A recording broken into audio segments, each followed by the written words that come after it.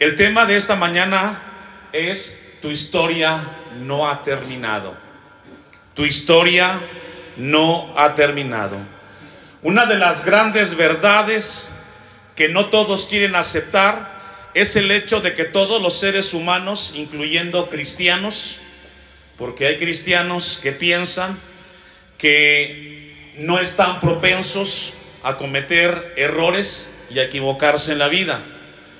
Todos en esta tierra y en esta vida estamos, en algún momento de nuestra vida podemos cometer errores y equivocarnos.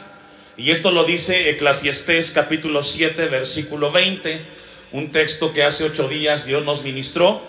Ciertamente no hay hombre justo en la tierra, dice Eclesiastés 7:20, que haga el bien y nunca peque. Es decir, todos los seres humanos, mientras estemos en esta tierra, estamos expuestos a equivocarnos, a cometer ciertos errores. Esa actitud de etiquetar a todos aquellos que se equivocan a veces no es bíblica. Sin embargo, Dios nos llama en esta hora a reflexionar y a meditar en las cosas del Señor. Números 14:18. Le invito a que me acompañe a leer este pasaje de la Biblia. El libro de Números capítulo 14 versículo 18 nos habla de que cuando nosotros somos muy tajantes y muy directos, dejamos a un lado la palabra de Dios. Y dice: Jehová tardo para la ira y grande ¿en qué? En misericordia, que perdona la iniquidad y la rebelión. Fíjese, este es Dios, el Dios que adoramos. Es un Dios de misericordia. Todos estamos escribiendo una historia en esta tierra, sin excepción de nadie. Y cuando llegamos a un momento de fallar a Dios, no podemos dar por sentado que ahí termina la vida del hombre, porque Dios aún no ha terminado con nosotros. El escritor del hermoso himno Cuán grande es Él dijo esto al respecto: yo no soy lo que debería ser, pero tampoco soy lo que quiero ser, pero aún así estoy seguro que no soy lo que fui alguna vez, y por gracia de Dios soy lo que soy ahora. Repito la frase de este hombre: yo no soy lo que debería ser, pero tampoco soy lo que quiero ser, pero aún así estoy seguro de que no soy lo que fui alguna vez, y por gracia de Dios soy lo que soy ahora. Esto nos habla, este hombre que escribió ese hermoso himno, nos habla de que la historia de cada uno de nosotros aún no está concluida, porque Dios sigue trabajando en nosotros. Amén. ¿Se acuerdan la historia de Abraham? Cuando Dios le prometió un hijo, descendencia, ya estaba grande, 100 años. Y entonces, en ese esperar, se desesperaron. Y entonces, por consejo de Sara, Abraham decide tener un hijo con la criada, con Agar, y nace Ismael. Y una pregunta que surge: ¿ahí acabó la historia de Abraham? Si fuera Abraham contemporáneo, ¿qué hubiéramos hecho con él? Lo hubiéramos descalificado de un hombre falta de fe. Sin embargo, ese momento y ese error que cometió él no nos habla, porque para Dios lo consideró el amigo de Dios. Otro ejemplo: Noé. Antes del diluvio, Dios trajo un diluvio para este mundo.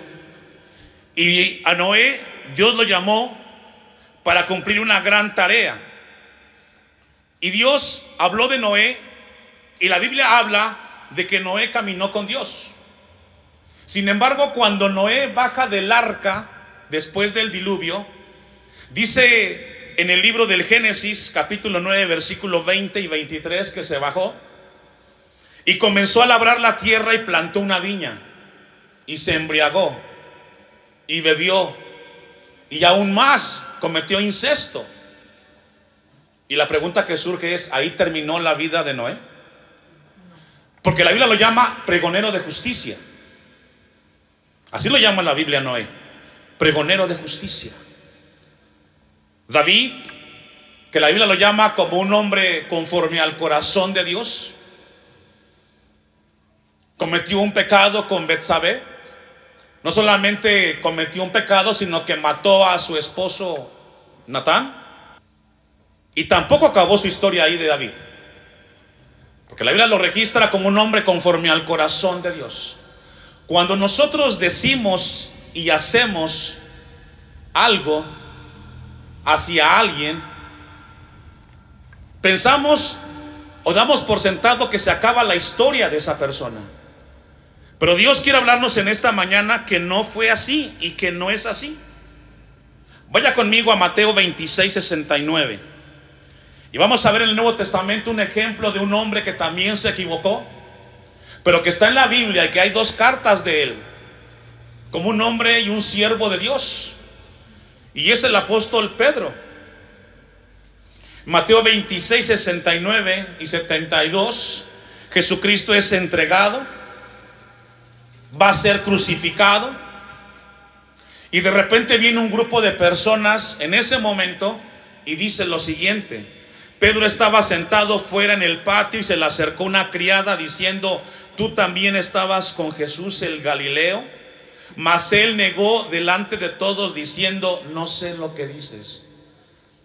Caminó con Jesús 3 años, Pedro. Vio milagros, escuchó predicaciones del maestro. Y cuando tuvo la oportunidad de defender su fe y su creencia, ¿qué hizo? Negó a Jesús. 71. Saliendo él a la puerta, lo vio otra y dijo a los que estaban allí: también estaba con Jesús el Nazareno. Pero él le negó otra vez con juramento. Se fue al extremo. Negó y dijo que nunca había conocido al maestro. No conozco a este hombre, dijo. Y la pregunta que surge es: ¿allá acabó la vida de Pedro? Todos nosotros en algún momento de nuestra vida, y antes que partamos de esta tierra, estaremos cometiendo ciertos desaciertos, pero aún Dios sigue trabajando con nosotros.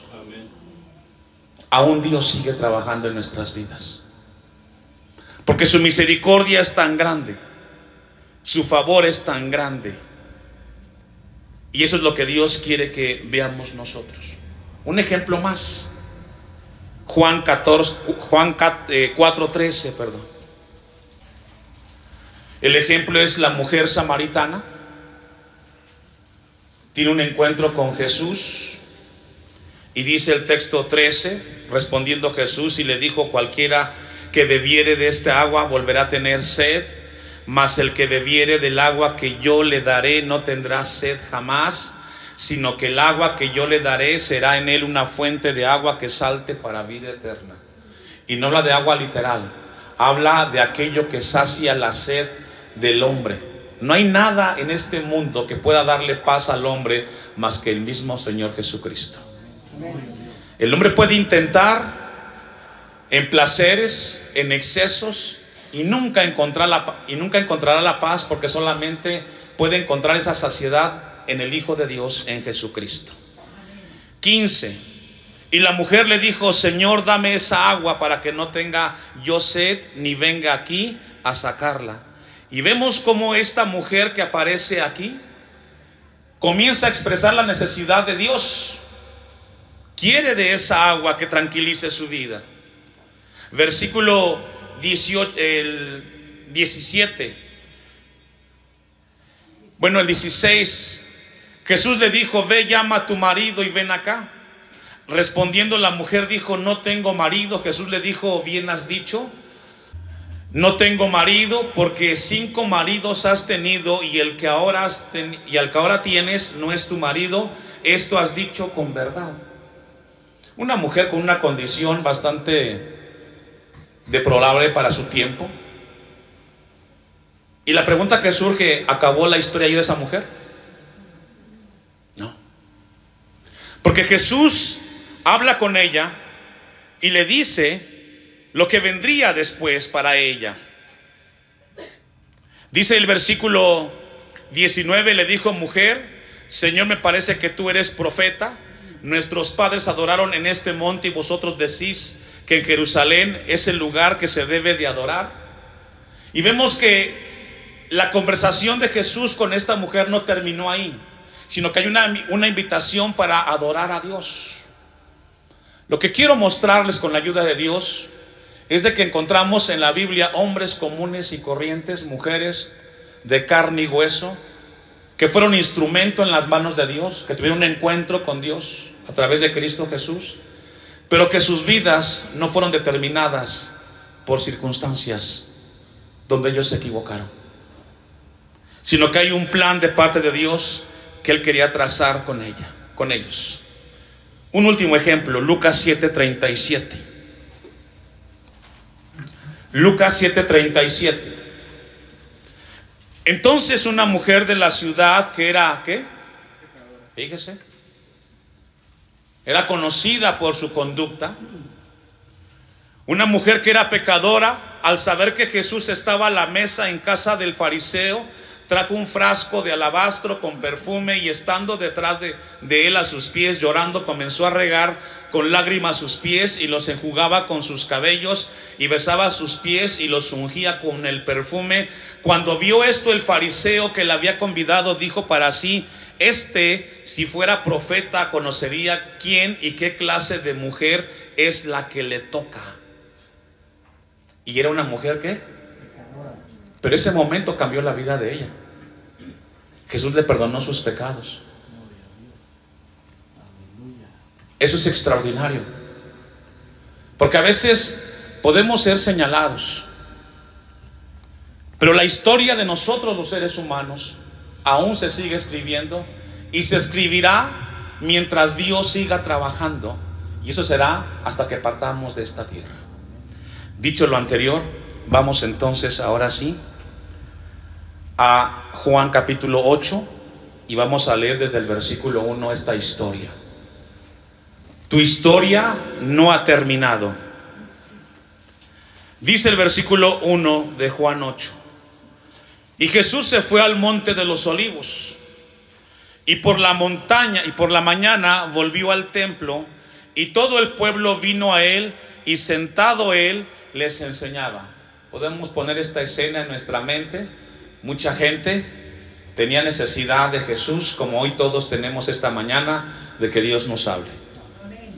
Y dice que les enseñaba, y en ese momento que él comienza la enseñanza, se levantan dos grupos religiosos: escribas y fariseos, intérpretes de la ley, y un grupo que tenía la tarea de enseñar la ley de Moisés al pueblo de Dios.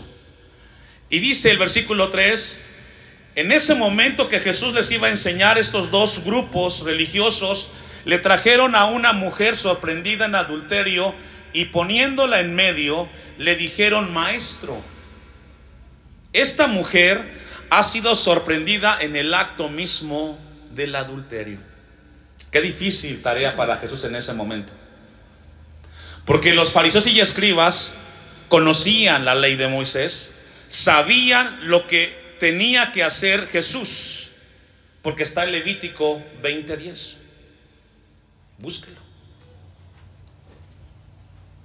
Levítico 20:10. Estos fariseos y escribas, ellos al traer una mujer con esas condiciones, en ese acto, ellos conocían las escrituras, ellos sabían lo que tenía que hacer Jesús. Y a veces pasa en la vida que al cometer faltas o pecados, la misma Biblia nos dice qué es lo que debe de acontecer con nosotros. ¿Qué dice Levítico 20:10? Si un hombre cometiera adulterio con la mujer de su prójimo, el adúltero y la adúltera indefectiblemente serán ¿qué? Y esto es apedreadas, lapidados con piedras. Esa era la costumbre, esa era la tradición.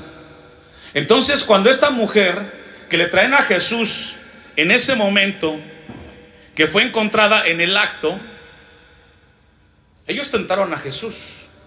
Y es posible que esta mañana estés aquí y hayas llegado a este lugar y en tu vida hay necesidad de Dios, porque todos nos equivocamos y todos fallamos, pero Dios tiene misericordia de nosotros. Entonces estos hombres le trajeron a una mujer sorprendida en adulterio. Ya vimos que nos dice Levítico qué es lo que tenían que hacer. Fue sorprendida. El dictamen era ser apedreada en ese momento. Los maestros de la ley estaban para enseñar al pueblo de cómo tendrían que obedecer y caminar en el Señor. Y dice la Biblia entonces que Jesús en ese momento toma la decisión sabiamente. Cuando leí esto, estudiando un poco el texto y el pasaje, me encontré algo que me impactó, de un pastor que escribió y dijo: todos los cristianos tienen un fariseo dentro. Todos los cristianos tienen un fariseo y un escriba dentro. Porque señalamos,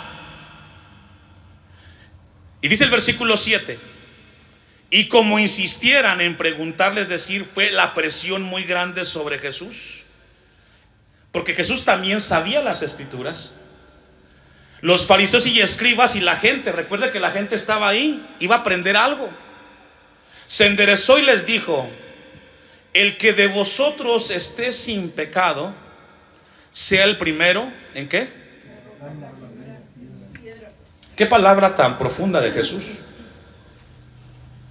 Porque Jesús, cuando pronunció esto e hizo esto, llevó a una profunda reflexión a los fariseos, escribas y toda la gente que está ahí en ese momento, y les habló de la condición que tenemos.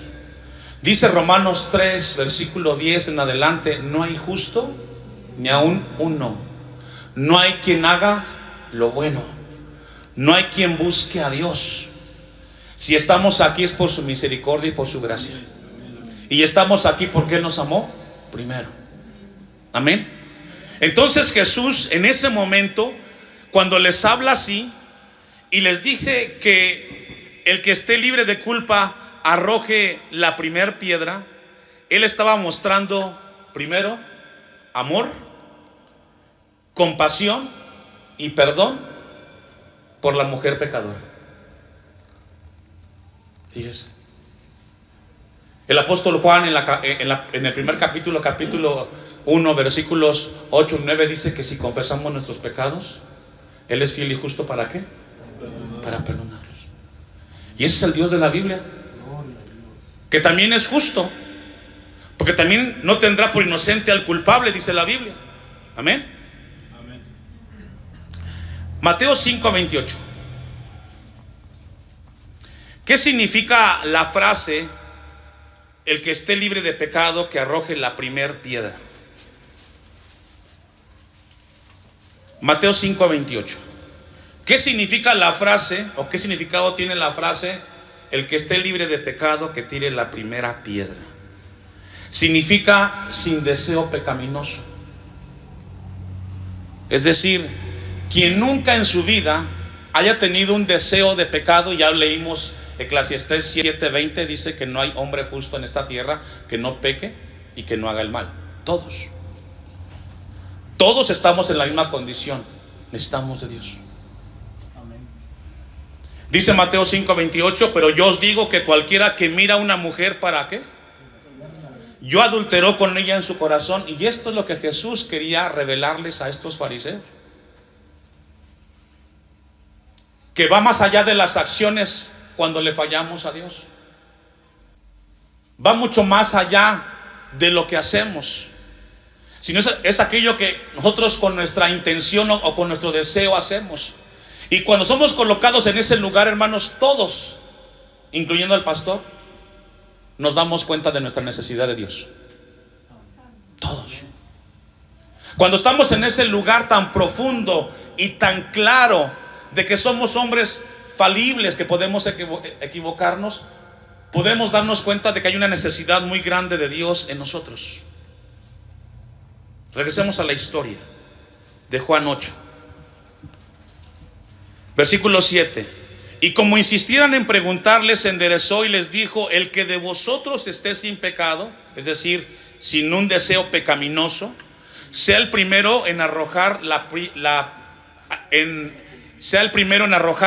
piedra contra ella. E inclinándose de nuevo hacia el suelo, siguió escribiendo en tierra. No se sabe con exactitud qué fue lo que escribió Jesús. Hay muchas hipótesis al respecto. Algunos dicen que en ese momento se escribió el famoso pescadito que a veces aparece en las placas de los autos y que dicen: soy cristiano. No se sabe si fue eso. Otros dicen que escribió los 10 mandamientos, y entre ellos está el no cometerás adulterio. No se sabe con exactitud, pero ese momento que Jesús estuvo escribiendo en el suelo fue el tiempo que cada conciencia de los que estaban ahí fue llevada a una revisión profunda. Y la conciencia Dios nos la colocó para poder saber qué es lo correcto y qué no es correcto delante de Dios. Versículo 9. Pero ellos, los fariseos y los escribas, al oír esto, acusados ¿por qué? Su conciencia, salía uno a uno, comenzando desde el más viejo hasta los postreros. ¿Por qué comenzaron a irse desde los más viejos, hermanos? Primero, claro, tenían más años, tenían más pecado, había más fallas. Comenzando desde los más viejos hasta los postreros, y quedó solo Jesús y la mujer que estaba en medio. La enseñanza aquí es de que hay que tener cuidado con lo que sucede aquí, porque algunos han interpretado o pueden interpretar de que entonces Jesús toleró el pecado. ¿Ustedes qué creen? Jesús no tolera el pecado. Dios es santo. Y estamos en esta mañana, en este lugar, para que Dios trabaje en nuestras vidas. Nunca llegaremos a la perfección en esta tierra, porque Dios siempre va a trabajar en nosotros, en nuestras fallas, de tal manera que vayamos creciendo en la imagen de Cristo. Dice que se quedó en ese momento Jesús con la mujer, y dice el versículo 10: enderezándose Jesús y no viendo a nadie sino a la mujer, le dijo: mujer, ¿dónde están los que te acusaban? ¿Ninguno te condenó? Ella dijo: ninguno, Señor. Entonces Jesús le dijo: ni yo te condeno. Y ahí surge la pregunta: ¿será que Jesús le toleró el pecado a esta mujer? ¿Ustedes qué creen? Cuando venimos a Dios y le pedimos perdón por aquello que ofendió su nombre, por aquello que violentó la palabra de Dios, venimos en arrepentimiento y humillados ante el Señor, ¿ustedes creen que ahí acaba la historia? No. ¿Qué dice al final del texto? ¿Y qué? Es decir, si Dios te perdonó, si esta mañana tú vienes a Dios y le pides perdón por aquello que has faltado al Señor y lo haces de corazón, Dios te dice: no sigas haciendo aquello que ofende mi nombre. Es el mensaje esta mañana. ¿Cuántos dicen amén? Es así. Todos fallamos, y aquí entramos todos. Si venimos, como dice el apóstol Juan, y confesamos nuestros pecados, Dios es tan grande, nos perdona, y después de perdonarnos nos fortalece, nos consuela, nos abraza y te dice: sal de este lugar, pero no hagas aquello por lo que pediste perdón otra vez. Cambia, sé diferente, vive para la gloria de Dios. Cuando Jesús dice: ni yo te condeno, no significa que Jesús toleró el pecado en la vida de la mujer. Eso debe de estar muy claro. ¿Qué dice Romanos 6, 1 y 2? Vamos sobre el final. Romanos 6, 1 y 2. ¿Qué pues diremos? ¿Perseveraremos en el pecado para que la gracia abunde? Es decir, tenemos que pecar y al final Dios va a perdonarnos. O sea, esa es la vida cristiana: peco y Dios me perdona. Algunos piensan que es así. Bueno, ya cometí el pecado, ya me equivoqué, voy delante de Dios y le pido perdón y Dios me perdona. ¿Es así? No. ¿Qué dice el texto 2? En ninguna manera. Porque los que hemos muerto al pecado, pregunta, ¿cómo viviremos aún en él? No. Si de ahí salimos, nunca debemos regresar. Podemos tener un desliz, fallar, pero no podemos estar viviendo siempre en el pecado. Eso fue lo que le dijo Jesús a la mujer en ese momento. Lucas 3:17. Antes de que leamos, hago la pregunta que he venido haciendo durante la predicación. ¿Allí acabó la historia de esta mujer que fue encontrada en adulterio? No. Dios trabajó en su vida. Fue una bendición haber encontrado a Cristo en ese momento, porque Él le transformó y le dio una oportunidad para seguir adelante. Juan 3:17. Porque no envió Dios a su Hijo al mundo, ¿para qué? Juan 3:17. Perdón, me equivoqué. Juan 3:17.